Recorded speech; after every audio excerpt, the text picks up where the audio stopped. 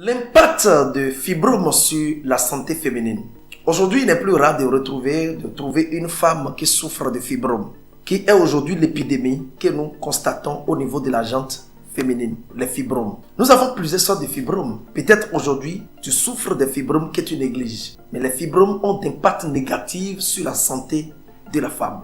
Il y a plusieurs sortes de fibromes. Il y a des fibromes interstitiels, il y a des fibromes sous-muqueuses, il y a des fibromes muqueuses. Donc, il y a beaucoup de fibromes qui peuvent endommager la qualité de la femme, la qualité de l'utérus de la femme. Et qu'est-ce qu'on appelle fibrome? Au fait, ce sont des tumeurs malignes, bénignes, qui se retrouvent au niveau de la paroi de l'utérus, ou bien dans l'utérus, ou bien hors, collé à l'utérus, mais qui peut empêcher la femme d'être beaucoup plus fertile. Il y a des douleurs que tu vas commencer par sentir lorsque tu as un problème de fibrome. Il y a des douleurs pelviennes. Les fibromes peuvent créer aussi d'autres problèmes comme les saignements abondants non habituels. Ou bien quand tu as des fibromes, tu peux ne plus retrouver très bien tes menstrues. Tu retrouves des menstrues, tu peux retrouver des menstrues ce mois et le mois prochain, tu peux ne pas retrouver. Ou bien tu peux retrouver tes menstrues et au plus dans 2 semaines, bien dans 1 semaine, tu constates encore des saignements comme tu es encore en menstrues. Les fibromes peuvent engendrer des situations pareilles. Lorsque tu as un problème de fibrome que tu ne soignes pas, ça peut déclencher des problèmes de la hanche. Tu peux vite connaître les problèmes articulaires, les problèmes d'arthrite et autres problèmes. Les fibromes peuvent créer ces problèmes. La raison pour laquelle c'est une pathologie que la femme ne doit pas prendre à la légère, que tu ne dois pas laisser. Tu dois prendre soin de ton corps pour ne pas connaître le problème de fibrome. Mais rapidement, je m'en vais vous parler des causes de fibrome. Et avant de te parler de ces causes, je te demande tout simplement de liker notre vidéo, de laisser un j'aime pour permettre à l'algorithme de partager ces vidéos aussi avec d'autres personnes. Alors, nous allons parler des causes des fibromes. Les premières causes qui peuvent créer des fibromes, c'est la constipation. En tant que femme, est-ce que tu vas bien à la selle? Est-ce que tu arrives à aller à la selle 2 fois par jour? Parfois, les selles sont dures ou bien les selles sont rares chez d'autres personnes. Il y a d'autres femmes qui font 2 jours, 3 jours, 4 jours, 1 semaine avant d'aller à la selle. Ce n'est pas de bonnes choses. Ce n'est pas une bonne chose. Tu dois aller très bien à la selle. Et je vais te dire tout à l'heure ce que tu vas faire pour finir avec les questions de fibromes. Lorsque tu as un problème de fibromes, il y a beaucoup de choses que tu ressens dans ton corps. Mais je suis en train de te parler des causes. D'autres causes qui peuvent engendrer les fibromes, c'est l'obésité. Tu es obèse, c'est-à-dire ton poids corporel est au-delà de ton âge, c'est-à-dire est supérieur à ton âge, supérieur à ta taille. Ce n'est pas du tout bien. Tu dois commencer par contrôler tes aliments. Sinon, être obèse n'est pas du tout bien. D'autres choses qui peuvent créer le fibrome, c'est les problèmes d'alimentation. Tu manges les aliments trop gras, les aliments trop sucrés, les aliments trop huilés.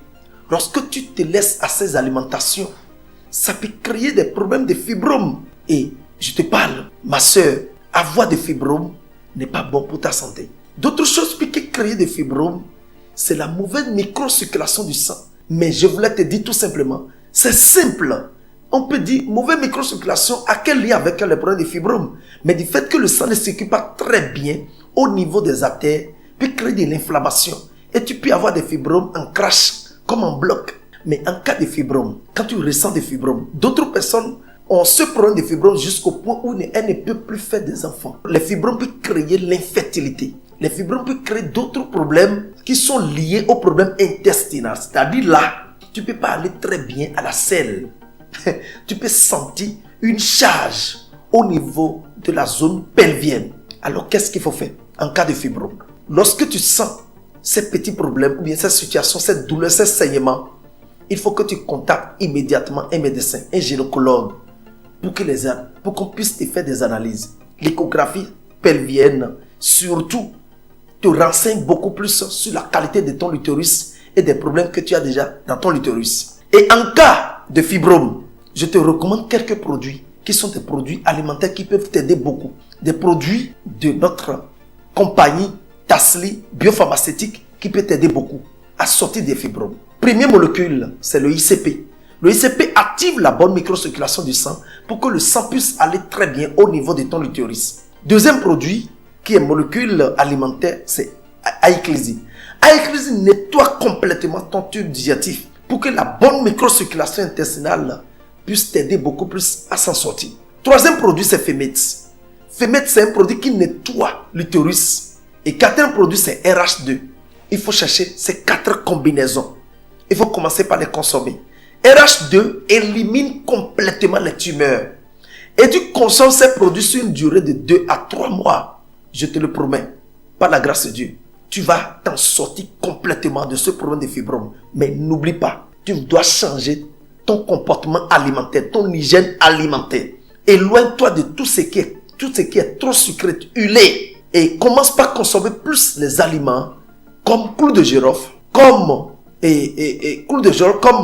concombre. Tu dois aimer ces aliments. Comme légumes, tu dois aimer ces aliments. Comme l'ail, tu dois aimer ces aliments. Et éloigne-toi de tout aliment qui peut créer des fermentations dans ton corps ou bien élever le taux d'acidité. Comme la consommation des aliments trop sucrés, trop huilés ou bien du pain. Les aliments comme du pain que tu associes avec du sucre, de lait et autres, tout ça là, il faut les éviter et là tu vas t'en sortir. Je vous demande de rejoindre notre communauté en appuyant sur le premier lien dans la description. Et il faut liker notre vidéo, partager, ça peut sauver beaucoup de personnes. Ensemble, nous allons éliminer des maladies. À bientôt. Bye bye.